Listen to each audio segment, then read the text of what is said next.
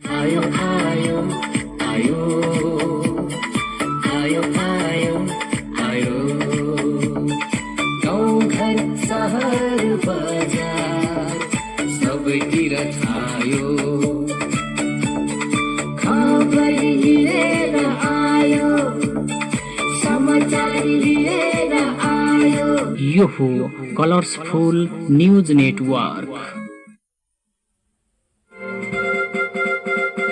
स्थानीय, राष्ट्रिय, अन्तर्राष्ट्रिय र खेलकुद सहितको ताजा खबर कलर्सफुल न्यूज नेटवर्कमा सामाजिक सञ्जाल र युट्युब च्यानलबाट समेत हरेक दिन खबरै खबर।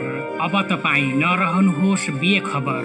फरक समयमा फरक प्रस्तुतिका साथ प्रत्येक दिन खबरै खबर। प्रत्येक पलको खबरदारी सुन्ने तपाईँ, सुनाउने हाम्रो जिम्मेवारी मात्र कलर्सफुल न्यूज नेटवर्कमा। सुन्न नभुल्नुहोला।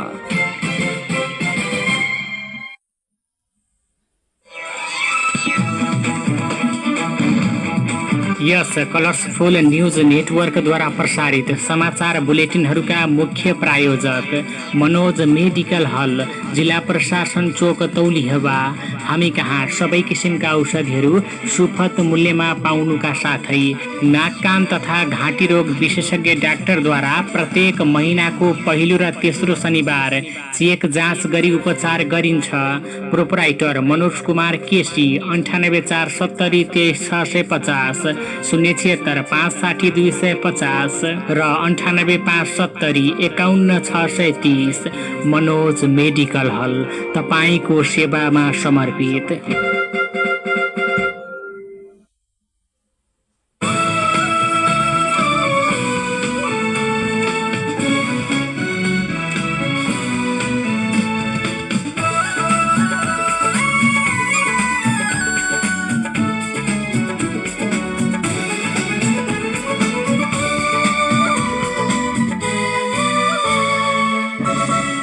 नमस्कार। सामाजिक सञ्जाल फेसबुक, युट्युब च्यानल र टिकटक एकाउन्ट मार्फत संसारभरिका साथ प्रसारण भइरहेको कलर्सफुल हाइलाइट्समा तपाईँलाई हार्दिक स्वागत छ।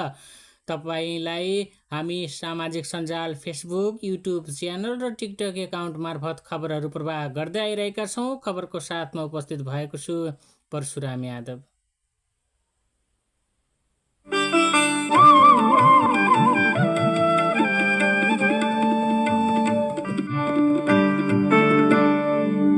कलर्सफुल हाइलाइटमा अब खबरको सिलसिला। भिजिट भिसामा हुने मानव तस्करीको अनुसन्धानमा प्रहरीको केन्द्रीय अनुसन्धान ब्युरो CIB पनि खटिएको छ। स्रोतका अनुसार अख्तियारले अनुसन्धानमा CIB को सहयोग मागेको छ। अख्तियारकै आग्रह अनुसार गत बुधबार CIB ले हात्तीसार स्थित ग्रिन लाइन होलिडेजमा छापा हानी यसका प्रबन्ध निर्देशक बालकृष्ण खड्कालाई पक्राउ गरेको आयोगमा बुझाएको छ। यो घटनाको अनुसन्धानमा अख्तियारलाई सघाइरहेका छौँ। CIB का एक अधिकारीले भन्नुभएको छ, मानव तस्करी तथा अन्य कुनै आर्थिक अपराध देखिएमा हाम्रोबाट पनि मुद्दा अघि बढ्न सक्छ। यसरी भिजिट भिसामा विभिन्न देश पुगेका कतिपय त्यहाँ बेचिएका समेत रहेका छन्। गृहमन्त्री रमेश लेखकले यो प्रकरणमा आफू मातहतको प्रहरी अनुसन्धानमा नरहेकाले अनुसन्धान प्रभावित नहुने बताउँदै आउनुभएको छ। तर CIB ले पनि गोप्य रूपमा अनुसन्धान गरिरहेको खुलासा भएको छ।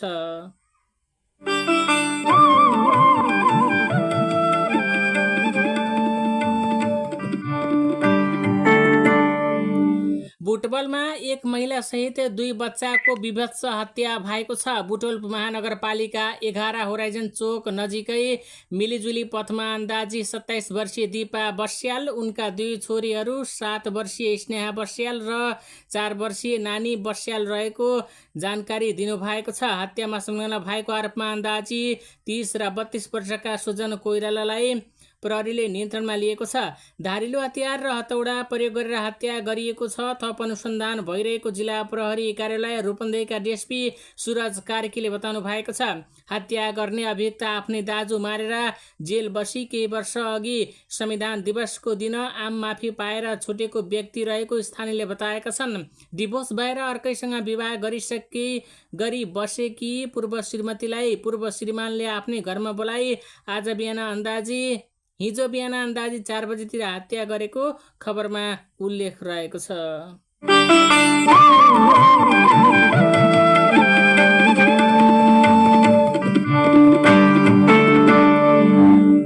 अभावमा नारायणगढ मुगलिङ सडकको 36 किलोमा भाँसिएको भाग चालु आर्थिक वर्षमा नबन्ने भएको छ। सो क्षेत्रमा 165 मिटर भाग भाँसिएको छ। गत असोजको अविरल वर्षापछि सो ठाउँमा सडक भाँसिएको थियो। सो क्षेत्रको 85 मिटर लम्बाइ र 3.5 मिटर चौडाइ, 8 मिटर तलसम्म भाँसिएको छ। बाँकी भाग चिरा परेको छ। अब बनाउँदा सबै भागलाई एकैसाथ बनाउनु पर्ने डिभिजन सडक कार्यालयका प्रमुख नारायण लामिछानेले बताउनु भएको छ। चालु आर्थिक वर्षमा बजेट सुनिश्चितता हुन नसक्दा काम हुन नसकेको हो। वर्षाले कालो पत्र तलाको माटोको भागलाई बगाएर खोक्रो बनाएपछि सडक भाँसिएको हो।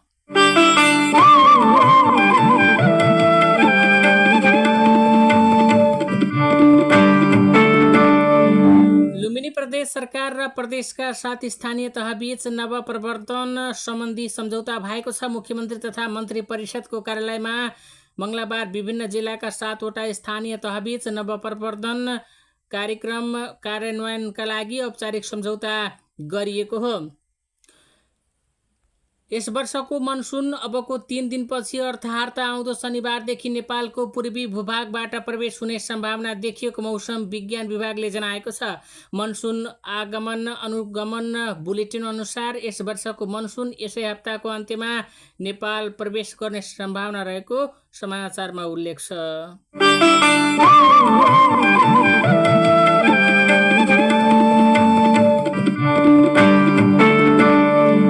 संस्कृति पर्यटन तथा नागरिक उड्डयन मन्त्रालयले बागलुङको प्रसिद्ध मालिका मन्दिर पुनर्निर्माण गरेको छ। अहिले मन्दिरको पुनर्निर्माण सकिएर तामाको छानो राख्ने तयारी गरिएको छ।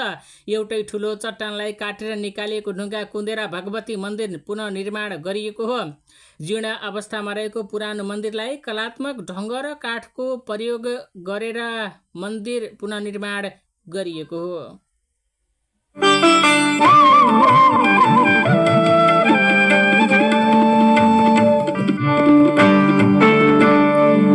मकवानपुरको भीमफेदी गाउँपालिका 8 कोगटे खोलामा डुबेर एक किशोरको ज्यान गएको छ। खोलामा पौडी खेल्ने क्रममा काठमाडौँ महानगरपालिका 12 लाजिमपाटका 17 वर्षीय नामसोज हङ्गाजा बेगुको ज्यान गएको हो। जिल्ला प्रहरी कार्यालयका प्रवक्ता श्यामु अर्यालका अनुसार डुबेर अचेत भएका नामसोजलाई उद्धार गरी सिस्नेरीमा रहेको स्वास्थ्य चौकीमा ल्याइएको र उपचारको क्रममा ज्यान गएको उहाँले बताउनु भएको छ।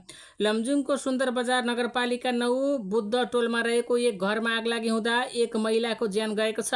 स्थानीय बासिन्दा भरत थापाको घरमा आगलागी हुँदा भाडामा बसेकी दोर्दी गाउँपालिका 1 की 70 वर्षीय मिठी थापाको ज्यान गएको हो। हिजो बिहान 3:30 बजे आगलागी भएपछि प्रहरी र स्थानीयले उहाँ बसेको कोठाको ढोका फोरेर उहाँलाई बाहिर निकालेको थियो।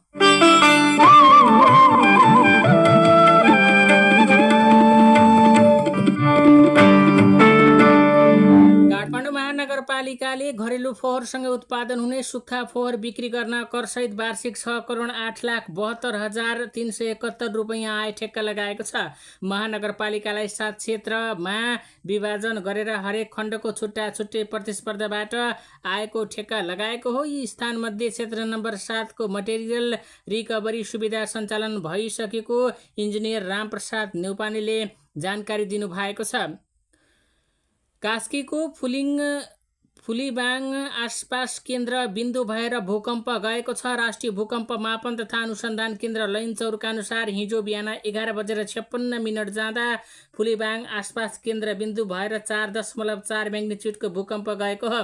यसअघि अस्ति जाजरकोटको रामी डाँडा आसपास केन्द्र बिन्दु भएर 4.3 म्याग्निच्युडको भूकम्प गएको थियो। नेपालमा पछिल्लो समय भूकम्प जाने क्रम भने जारी रहेको छ।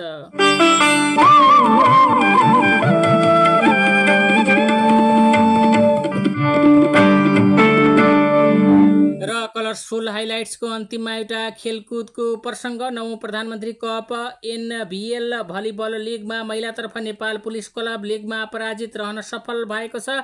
साबिक विजेता समेत रहेको पुलिसले हिजो भएको खेलमा न्यू डायमन्ड स्पोर्ट्स क्लबलाई 3-0 को सोझो सेटमा हराएको छ। यो खेलको नतिजापछि पुलिस 5 खेलमा 14 अङ्कसहित शीर्ष र समान खेलमा न्यू डायमन्ड 12 अङ्कसहित दोस्रो स्थानमा रहेको छ। यी दुई टोलीले आज उपाधिका लागि खेल्नेछन्। तेस्रो स्थानका लागि नेपाल एपिएफ क्लब र एभरेस्ट भलिबल क्लब बीच प्रतिस्पर्धा हुनेछ। पुरुषतर्फ गण्डकी प्रदेश र हेल्प नेपालले फाइनल खेल खेल्दा पुलिस र त्रिभुवन आर्मी क्लबले तेस्रो स्थानका लागि खेल खेल्नेछन्।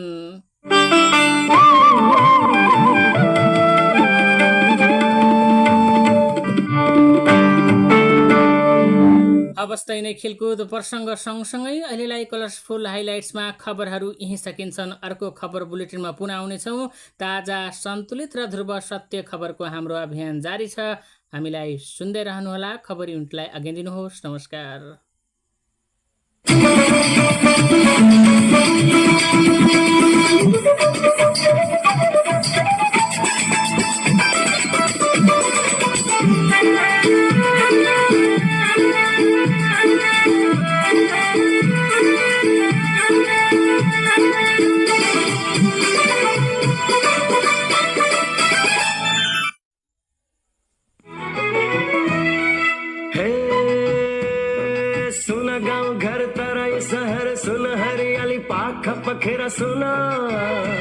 अहिले तपाईँ सुन्दै हुनुहुन्छ कलर्सफुल न्युज नेटवर्क।